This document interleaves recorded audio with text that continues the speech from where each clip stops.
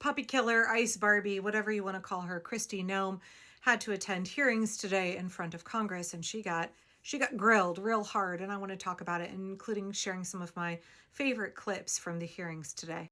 Even mouthpieces of the regime had to admit, CBS News, Fox News, etc., had to admit that she got absolutely dragged by members of both parties, Republicans and Democrats.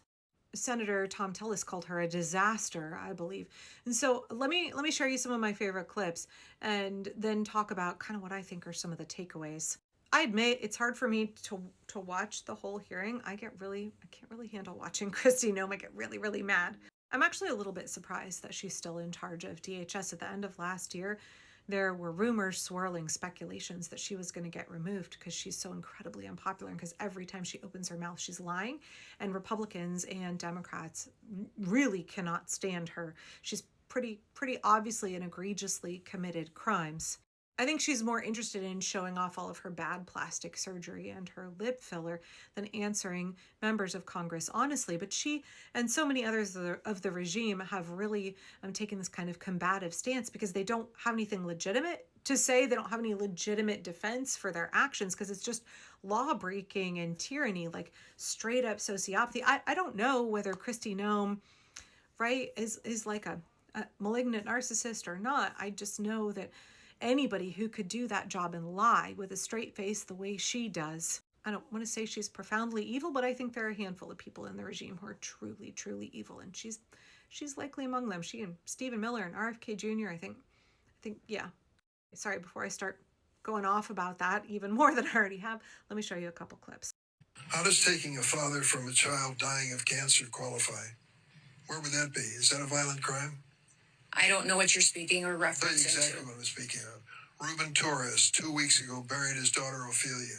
When he was arrested at the Home Depot in Norridge, Illinois, he said to those your agents, "Please let me go home. My daughter is dying of cancer. I would like to be with her in her last days of her life." They said no. They arrested him and deported him for 2 weeks. Finally, he returned for a court hearing. His daughter lived to see that hearing where the court said he was treated unfairly by your agency, and she died 3 days later. I was at her memorial service. After the killings of Renee Good and Alex Preddy, when I spoke to Alex's parents, they told me that you calling him a domestic terrorist, this was directly from them, the day after he was killed. A nurse in our VA, Alex, one of the most hurtful things they could ever imagine was said by you about their son. Do you have anything you want to say to Alex Preddy's parents? We were relying in the hours after that incident that was so horrific on information we were getting from the ground from our agents. I just asked if you had anything you wanted to say to the parents or to the family of Renee Good after you called them domestic terrorists. I can't even imagine what they have gone through in the loss of their son and the loss of their family members. But how about specifically calling them domestic terrorists without any evidence of that? Sir, ma'am, I did not call him a domestic terrorist. I said it appeared to be an incident of. I think the parents saw it for what it was. Those were Senators Dick Durbin and Amy Klobuchar, who absolutely were right to point out the cruelty and inhumanity of Kristi Noem. She would not apologize to the families of Alex Preddy and Renee Good. She wouldn't apologize for any of her actions. Now, this is straight out of the Joseph Goebbels handbook of Third Reich Ministry of Propaganda Techniques, where he says, lie and lie and lie some more. Double down on your lies. Never, ever apologize for anything you said that you did wrong. Never apologize for any of your lies. We've seen this over and over and over from the regime. They're never going to apologize. They're never going to take responsibility. They have no interest in the truth. They have no interest in justice.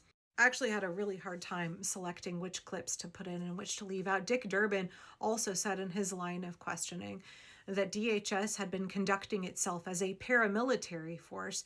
He said, "You have no right to deploy immigrant agents as a paramilitary force in American cities." Democrat Cory Booker said that more than 170 Americans had been wrongly, illegally detained. You seem to have no situational awareness whatsoever of some of the most egregious examples of Americans being completely attacked, violated, undermined in accordance with our laws by their own government. And this is what is phenomenal to me, is immigration was your president's number one issue, overwhelmingly popular with the American people, but now it's overwhelmingly unpopular. And it's not because you are deporting dangerous people that everybody here wants out of this country. No, it's because you are going into our schools, you're terrorizing our children, you're detaining children, you're arresting Americans, you're breaking into our homes, you're terrorizing our streets, you're violating our rights to peacefully protest again and again and again. It wasn't just Democrats. Republicans were also highly critical of Noem. Even Chuck Grassley, 90-something-year-old Iowa Senator Chuck Grassley, I'm surprised he can still put together a coherent sentence, but he said immigration enforcement and dignity aren't mutually exclusive. Well, they are under Donald Trump and Stephen Miller, because the goal is not human dignity. The goal is not anything about immigration. The goal is ethnic cleansing and terror. Senator Tillis, also a Republican, said the Trump regime was letting a fixation on deportation guide indiscriminate enforcement. We just want numbers. We want 1,000 a day, 6,000 a day, 9,000 a day because numbers matter, right? No, they don't matter. Quality matters, not quantity, quality. And what we've seen is a disaster under your leadership, Ms. Noem, a disaster. I mean, Stephen Miller does want numbers. He put these arbitrary quotas. ICE agents are rounding up people because they have to meet these quotas in order to get, right, their bonuses. This is the reason that they're buying up concrete warehouses all over the country to put 2, 3, 4 times as many people in each one as in the largest federal prison in the United States. They want 10,000 people crammed into windowless concrete boxes because Stephen Miller is fixated on an ethnic cleansing. He's fixated on taking every non-white person and stuffing them into concentration camps. Every person who's not a white male in support of this regime. Stephen Miller has quotas, and they're far bigger than what is just immigrants in this country. I'm telling you, Stephen Miller has quotas, and they're for every single person who is not a loyal servant of the regime. And Kristi Noem is there to make sure that Stephen Miller gets his numbers met. It's the first they came for, poem, y'all. They're not going to stop with immigrants. They were never going to stop with just criminals, violent gang members, Nope.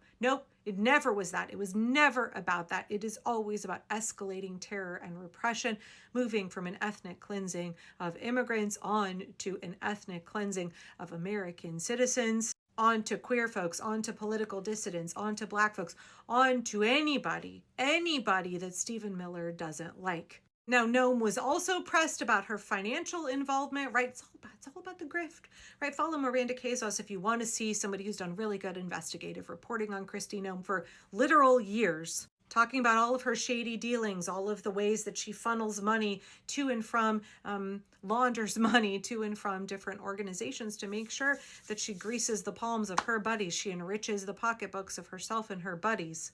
This ad campaign from February of 2025, which showed the secretary herself encouraging immigrants to leave the country. DHS had a national emergency at the time, which allowed them to avoid the competitive bidding process. And so what happened? The contract was given to a company called Safe America, LLC, but much of the work was performed by the Strategy Group. And guess what? It was a company that previously ran Kristi Noem's gubernatorial campaign in 2022 and worked with her lover boyfriend, Corey Lewandowski. Oh, and that company's CEO is married to DHS spokeswoman Tricia McLaughlin. Adam Schiff said the contract went to a company that didn't exist 2 weeks before they got the contract. Are you saying it's just a coincidence, a happy circumstance? It's just fortuitous that $143 million went to a subcontractor that you worked with exclusively when you were running for governor of South Dakota? Or is that just coincidental? Noem tried to say it was not a political decision. Republican Senator Kennedy also questioned Noem about her financial transactions, including kitting out that private jet that they claimed was hauling prisoners, but she's just using it to screw her boyfriend, Corey Lewandowski, as they fly all over the country on the American taxpayer's dime in her luxury, tricked-out jet. Right, but they've tried to tell the American taxpayer that they were justified in this lavish remodel because it was being used to transport immigrants. No, it's not. Anyway, I'll leave you with that clip from Senator Kennedy. I'd love to know what you think. about Kristi Noem. Why is she still working for DHS? Why has she not been impeached yet? Hakeem Jeffries, I thought y'all were introducing articles of impeachment against her. Where's that going? This woman is a fucking monster. She's a monster running an ethnic cleansing and grifting off the American taxpayer. So why does she still have a job? And you're saying that you're testifying that President Trump approved this ahead of time. Is that my understanding? We had conversations about making sure that we were telling people. No, ma'am. I'm asking you, sorry to interrupt, but the president approved ahead of time you spending $220 million running TV ads across the country in which you are featured prominently. Yes, sir. We went through the legal processes, did it Did the correctly, president worked know with you were going to do OMB. this? Yes. He did? Mm-hmm. Yes. Okay. And one thing, Senator, I think would be helpful to know is how effective that communications has been. That Well, they were overwhelmingly effective in your name recognition. I mean, I personally just, I mean, to me, it puts the president in a terribly awkward spot. And and I'm not saying you're not telling the truth. It's just hard for me to believe, knowing the president, as I do, that you said, Mr. President, here's some ads I've cut and I'm going to spend $220 million running them, that he would have agreed to that.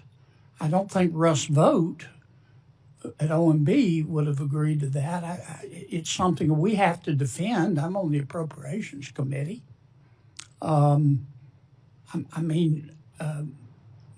research shows that you did not bid them out, that you in fact, one of the people you picked, the strategy group, Safe America Media was a company formed 11 days before you picked them, and that the strategy group got most of the money, and the head of that is married to your former spokesperson.